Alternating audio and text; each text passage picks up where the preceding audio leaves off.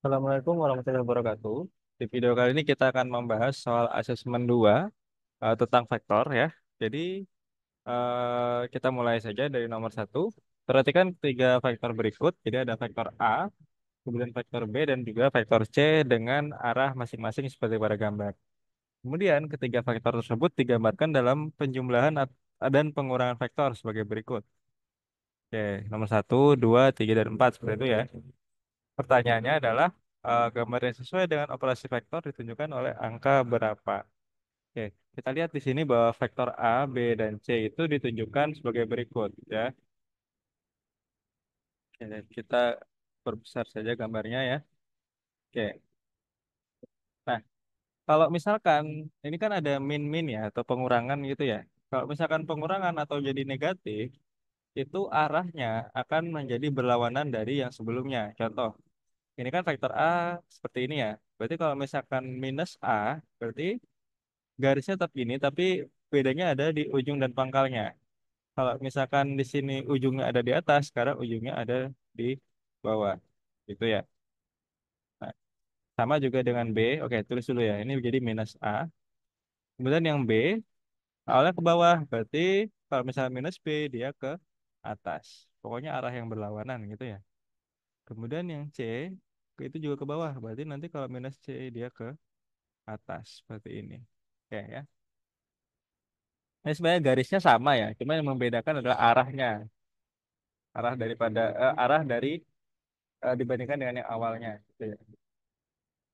Jadi kalau misalkan ada A kayak gini, kemudian nanti minus A-nya itu misalnya ya, misalnya minus A-nya jadi kayak gini, itu salah ya. Kalau gini kan sudah beda garisnya ya, sudah beda garisnya. Yang membedakan itu cuma arahnya saja, gitu.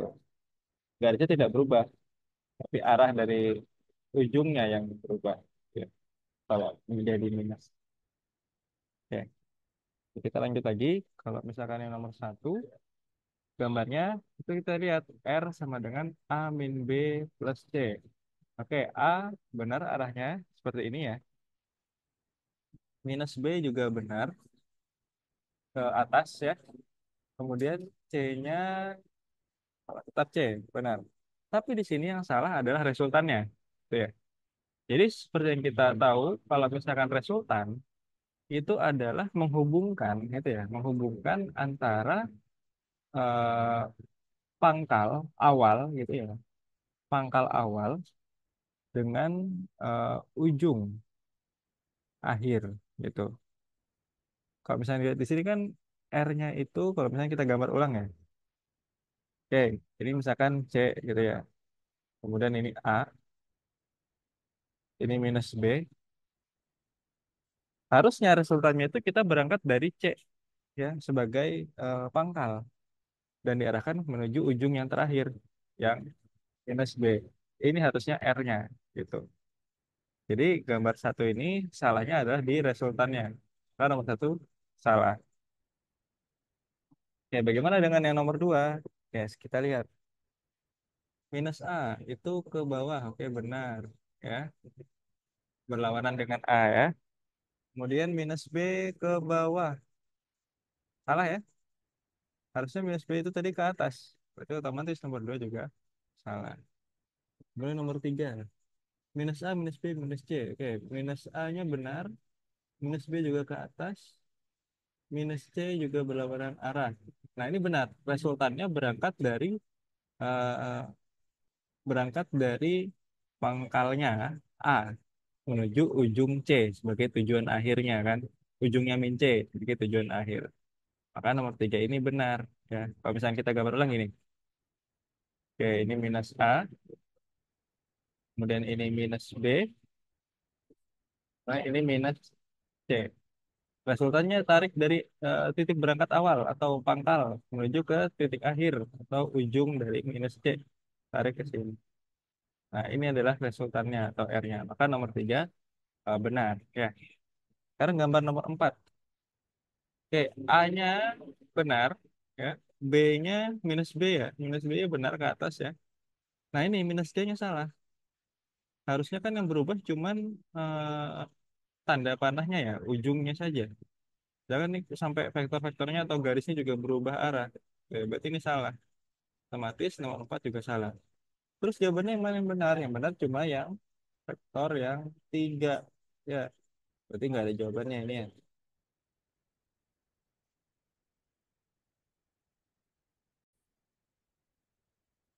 Kita lanjut ke soal nomor 2. Sandi mengikuti lomba lari maraton. Dia menempuh lintasan A, B, C, dan D seperti pada gambar berikut. Jika satu kotak mewakili 1 kilometer, maka perpindahan yang dilakukan oleh Sandi adalah berapa kilometer gitu ya. Oke, kita lihat bahwa Sandi itu berangkat dari A, kemudian berakhir di D. Artinya perpindahan yang dialami itu dari A menuju ke D, atau resultannya itu dari A menuju ke D. Oke, kita gambarin dulu ya. Ntar,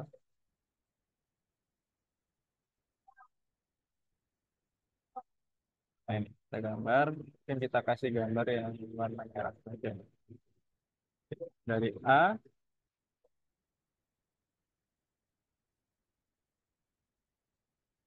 dari A menuju ke D. Nah, ini ya.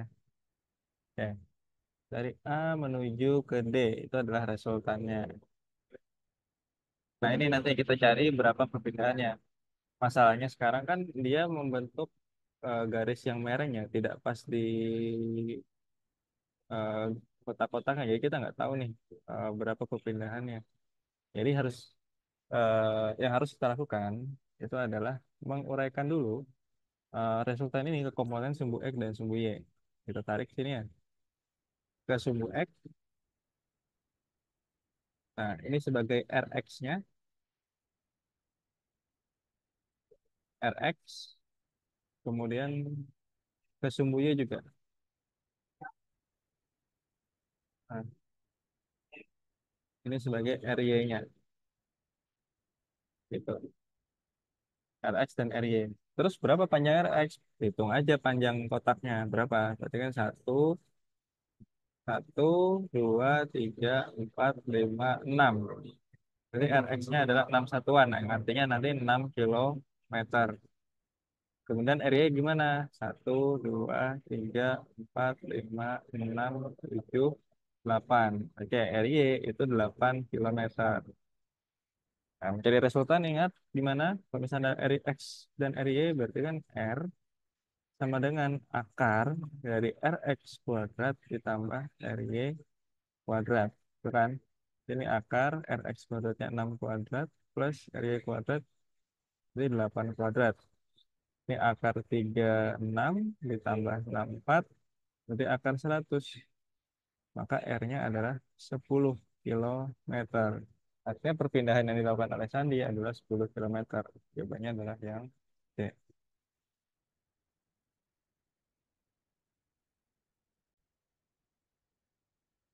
Selanjutnya soal nomor 3, dua vektor memiliki trik tangkap sama. Diketahui besar kedua vektor adalah 40 newton dan resultan yang dihasilkan juga 40 newton. Menurut Apit, kedua vektor adalah berapa? Oke, ya, jadi untuk menyelesaikan ini kita perlu menggunakan rumus yang R sama dengan atau resultan itu ya. R kuadrat itu sama dengan F1 kuadrat ditambah F2 kuadrat ditambah eh, 2 kali F1 kali F2 cos theta. Jadi cos theta itu nanti adalah sudut apit antara kedua vektor tersebut gitu ya. Oke, diketahui di sini besar kedua vektornya berarti F1 dan F2 gitu ya. Itu adalah 40 Newton. Dan ternyata resultannya juga itu 40 Newton. Berarti R-nya atau resultannya adalah 40 Newton. Yang dicari itu adalah sudutnya. Berarti theta yang dicari ya. Oke, sekarang kita masukkan angka-angkanya. Berarti ini 40 kuadrat sama dengan 40 kuadrat ditambah 40 kuadrat ditambah 2 kali 40 kali 40 cos theta. Kan? Ini jadi 1600 sama dengan 1600 tambah 1600 tambah 3200 ya cos theta. Oke, kita kurangkan ya. Kita kurangkan Berarti ini minus ya. Ini kan nanti habis. Berarti ini pindah ke kiri. Berarti jadi minus 1.600 sama dengan 3.200 cos theta. Berarti cos theta-nya itu adalah minus 1.600 dibagi 3.200. Maka cos theta-nya ini kan sederhanakan menjadi minus setengah. Oke, berapa nilai theta sehingga eh, cos-nya, jadi cos theta-nya itu menjadi minus setengah. Nah, kita ingat bahwa cos itu akan bernilai negatif apabila di kuadran 2, ya, di kuadran 3 juga bisa, ya, itu dia negatif ketika dia di kuadran 2 dan di kuadran 3. Nah, tapi kita lihat di sini di opsi jawaban itu tidak ada kuadran 3 sehingga kemungkinan besar jawabannya adalah di kuadran 2. Itu ya. Nah, berarti tetanya itu cos min 1, atau cos ya, atau arcus cos gitu ya. Jadi min setengah. Berapakah itu? Oke. Mungkin kita bisa seperti ini. Kalau misalnya di kuadran 2 itu kan 180 ya. Oke. 180 derajat di sini kan ya. Jadi antara 90 dan 180 gitu. Oke, caranya gini. Yang menghasilkan setengah itu cos berapa? Yang menghasilkan setengah itu adalah cos 60, ya kan? Nah, kita lihat bahwa dia harusnya berada di kuadran 2. Jadi tinggal ini. Berarti untuk mendapatkan setengah itu ya, minus setengah, berarti kita bisa kurangkan 180 ini, kita kurangkan dengan 60. Maka hasilnya adalah 120. Nah, berarti jawabannya sebenarnya adalah cos 120. Cos 120 itu harusnya hasilnya minus setengah. Ini sebagai tetanya, ya. Berarti tetanya nanti adalah 120. Jadi tinggal cari kuadran berapa, kemudian misalkan di kuadran 2 berarti 180 nih. 180 dikurang dengan eh, nilai apa sudut yang hasilnya sama dengan yang kita cari. Dalam hal ini kan setengah. Cos berapa yang hasilnya setengah? Ya berarti cos 60 kan. Tapi karena ini negatif berarti di kuadran 2. Berarti tinggal 180 dikurangi dengan 60. Berarti 120. Maka tetanya adalah 120. Nah, kalau nggak mau ribet, bisa cek atau tes aja menggunakan kalkulator saintifik gitu ya. Itu jawabannya ya D.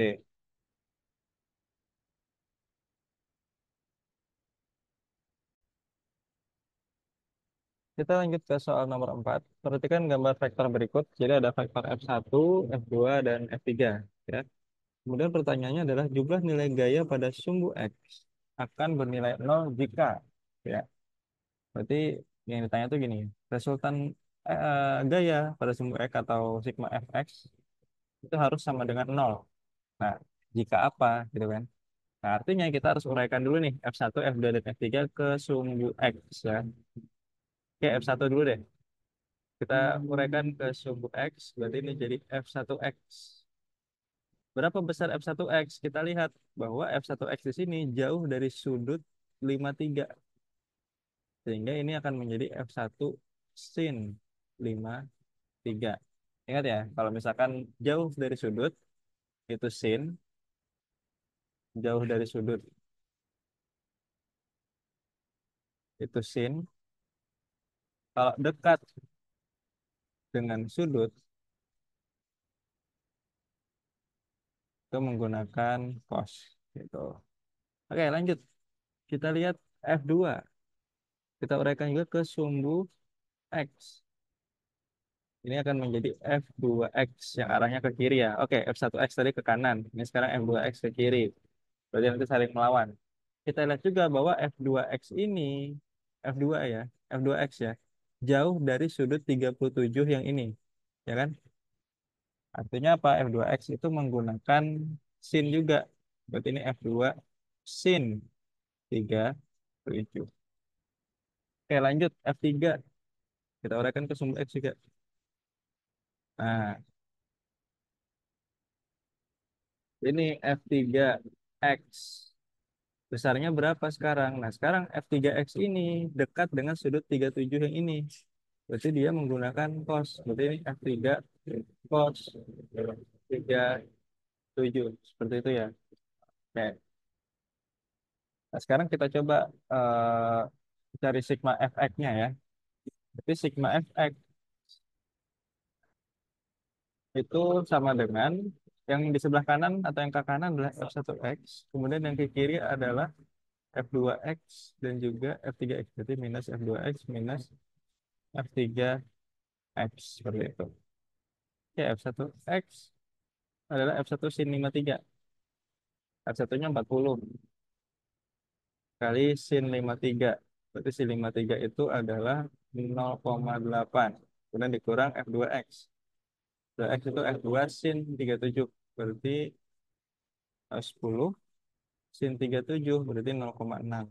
Dikurang F3X. Nah, F3X berarti F3 cos 37.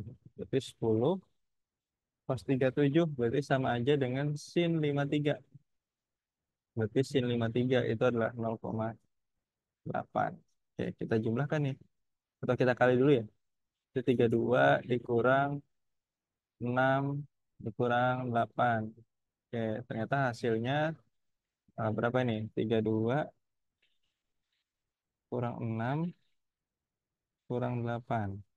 18. Hasilnya tidak sama dengan 0. Artinya kita harus cari dulu nih. Ya. Kita cari dulu dari opsi. Oke, kita mulai dari yang A. Mengubah besar F2 dan F3 menjadi 20 Newton. Oke, yaudah kita tinggal masukkan lagi ya ke rumus yang tadi, yang Fx sigma Fx ya. Nah, ini. Berarti F2 dan F3 dijadi 20 ya. Oke, berarti ini tetap ya 40 kali 0,8. Cuma F2 dan F3-nya jadi 20. Berarti ini 20 kali 0,6 dikurang 20 kali 0,8. Berarti ini 32 dikurang 12. Kemudian dikurang 16 gitu ya. Oke, 32 kurang 12. Kemudian dikurang 16 itu hasilnya adalah 4. Berarti tidak sama dengan 0 juga ya. Berarti salah. Untuk opsi A salah. Kemudian kita coba opsi B dengan mengubah besar F1 menjadi, oke ini opsi A ya tadi ya. Mengubah besar F1 menjadi 20 Newton. Ya. Oke, F1-nya jadi 20. Berarti yang awalnya 40 jadi 20 ya. Berarti jadi 20 kali 0,8 dikurang 10 kali 0,6 dikurang 10 kali 0,8. Jadi ini 16 dikurang 16 dikurang 8. Sorry, 6 ini. 16 kurang 6 kurang 8. Ini sudah pasti hasilnya tidak sama dengan 0 ya. Karena hasilnya 2. Oke, opsi B salah. Oke, kita lanjut lagi ke opsi C. Menambahkan faktor 20 Newton dengan arah sumbu Y negatif. Oke, oke sebentar kita copy dulu. Yang ini ya. Oh, kita hapus aja deh. Kan sudah salah ya. Jadi kalau ada yang mau nyatet, catat aja dulu. Di pause aja videonya ya.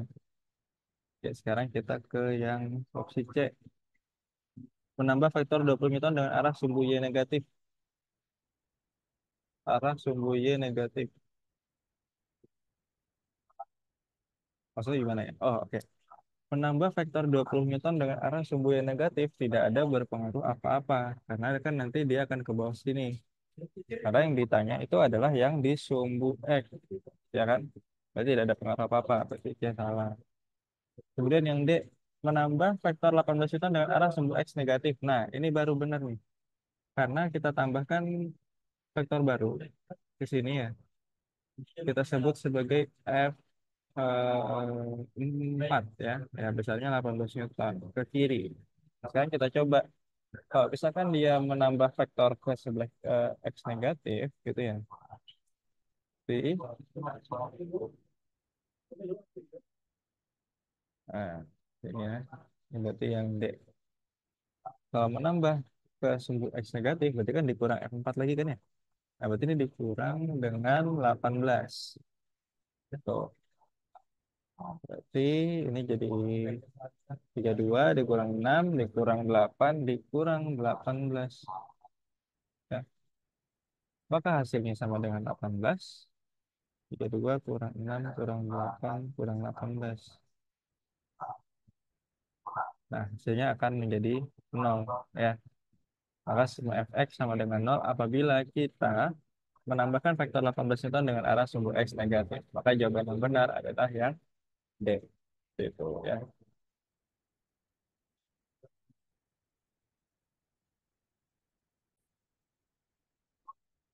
Sekarang kita beralih ke soal nomor 5. Perhatikan gambar berikut.